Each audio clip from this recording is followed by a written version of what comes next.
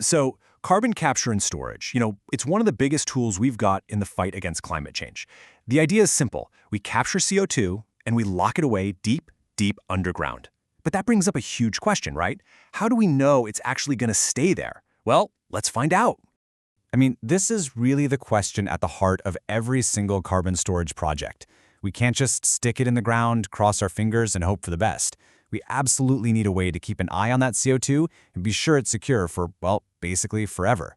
So how in the world do you see something that's buried miles underground? The answer really comes down to two key things: monitoring and verification, or M&V as you'll hear it called.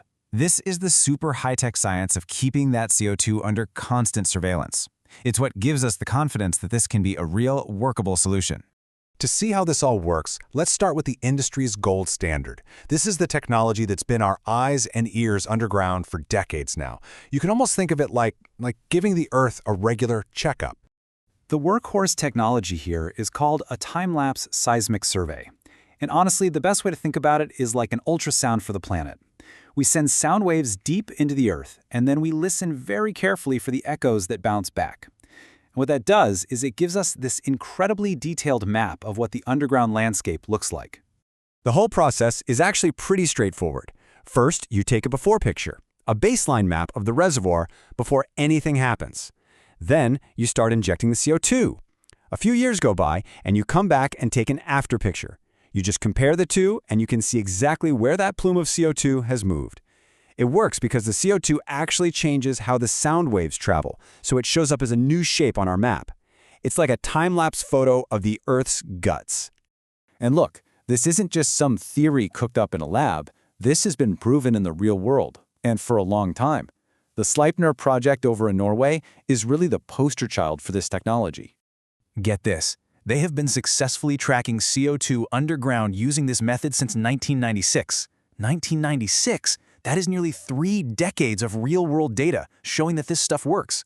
A track record like that, well, it builds a whole lot of confidence. Now, seismic surveys are incredibly powerful, but you could think of them as taking a snapshot every few years. What if we could have something more continuous? What if we could have a live video feed? Well, that's exactly where the next generation of technology is taking us. So welcome to the future of underground surveillance. Seriously, we're talking about using fiber optic cables to give us a real-time 24/7 window into what's happening deep inside the Earth. Okay, so the first real game changer here is something called distributed acoustic sensing, or DAS. This is wild. It takes a regular old fiber optic cable and turns it into thousands, literally thousands, of tiny microphones that stretch for miles. It's like giving the Earth its own nervous system that can feel the tiniest tremor, listening for these little acoustic signals that tell us if anything is shifting around down there. And it gets better. To complement DAS, we have distributed temperature sensing, or DTS. And what's so cool is that it uses that same fiber optic cable, but turns it into a super-sensitive, continuous thermometer. This lets us track these really subtle temperature changes that happen when you inject CO2, giving us yet another way to see where the plume is. So when you put all of these technologies together, you get this incredibly powerful watchdog system. You have DAS listening for any movement, DTS feeling for temperature changes, and then you have microseismic monitoring, which can detect these tiny, tiny little earthquakes, way too small for any of us to feel, that could signal changes in the rock. It's basically a complete real-time health check for the storage site. Okay, so we've got all this incredible tech. What's the bottom line here? Why do these underground watchdogs matter so much?